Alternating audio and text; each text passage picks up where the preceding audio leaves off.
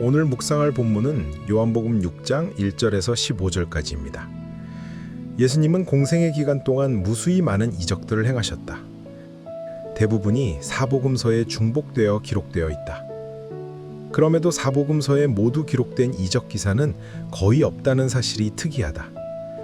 예수님의 부활 기적 외에 오직 한 가지 이적만 사복음서 모두에 기록되어 있다. 그것이 바로 본문에 나오는 오병이어의 이적이다.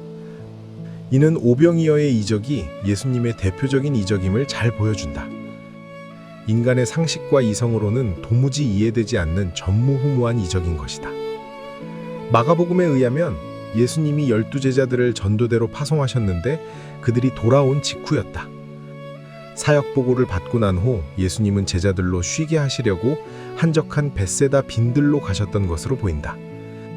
하지만 큰 무리가 예수님을 뒤따라왔다. 남자 장정만 5천여 명이 될 정도였으니 당시로서는 정말 엄청난 규모였다. 결국 예수님은 군중들을 외면하지 못하시고 벳세다에서 말씀을 전하셨다. 다들 주님의 말씀에 귀를 기울이다 보니 시간 가는 줄을 몰랐다. 그런 상태로 하루 종일 말씀을 듣느라 저녁이 된 줄도 모를 정도였다. 저녁이 되어 모두들 상당한 허기를 느꼈다. 하지만 빈들로 가는 주님을 발견하고 급작스럽게 따라온 사람들이 대부분이었기에 도시락을 준비한 사람도 거의 없었다. 이때 주님이 빌립에게 한 가지 질문을 던지셨다. 우리가 어디에서 빵을 사다가 이 사람들을 먹이겠느냐? 이 엄청난 규모의 사람들을 먹일 방안이 내게 있느냐고 물으신 것이다. 이는 빌립을 시험하기 위함이라고 성경은 밝히고 있다. 무언가 거기에는 주님의 계획이 있다는 말이고 의도하신 목적이 있다는 뜻이다. 삶의 현장에서 이런 현상들은 종종 발생한다. 이해할 수 없는 어려운 문제들, 해결할 수 없는 난감한 일들이 발생하곤 한다. 그런데도 주님이 일부러 이 문제를 알아서 해결해 보라는 듯 뒷짐을 지고 물러나 계시는 느낌을 받을 때가 있다. 자녀된 믿음의 백성들이 곤경을 만나 힘들어하는데도 그저 관망만 하시는 듯한 모습을 보이신다는 말이다. 그 이유가 무엇일까?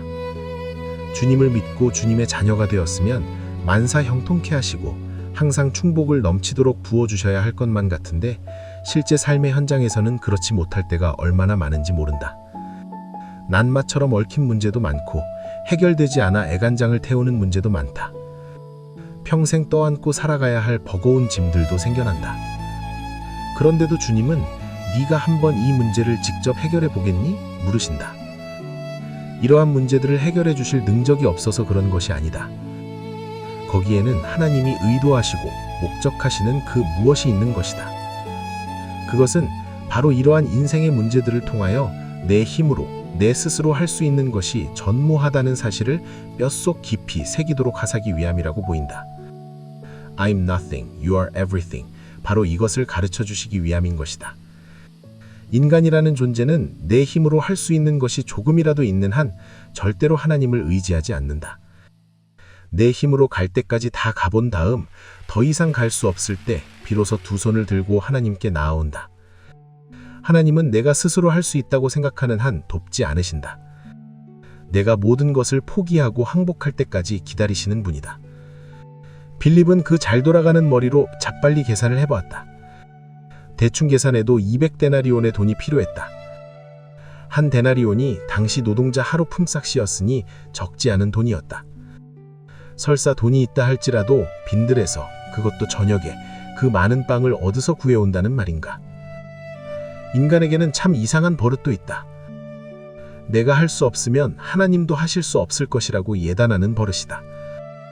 안드레가 오병이어를 주님 앞에 내놓으면서 그러나 이렇게 많은 사람에게 그것이 무슨 소용이 있겠습니까? 라고 한 말이 그것을 여실히 보여준다. 세상적 시각을 가진 사람은 한계의 끝에서 절망한다.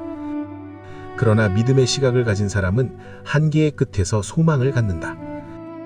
하나님이 이번에는 또 어떻게 이 문제를 풀어가실까? 이런 기대를 가지고 산다. 분명한 것은 내가 할 수 있는 것이 아무것도 없다는 사실을 인식하지 못하고 인정하지 못하는 사람은 오병이어의 이적을 체험할 수 없다는 사실이다.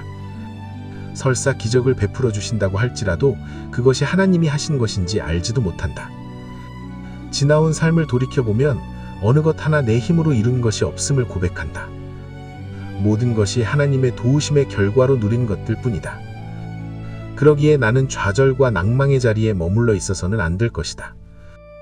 거대한 홍해를 앞에 두고 있는 모세처럼 인생의 절망적인 지점에 서 있어서 사면초가일지라도 가만히 서서 하늘을 바라보아야 할 것이다.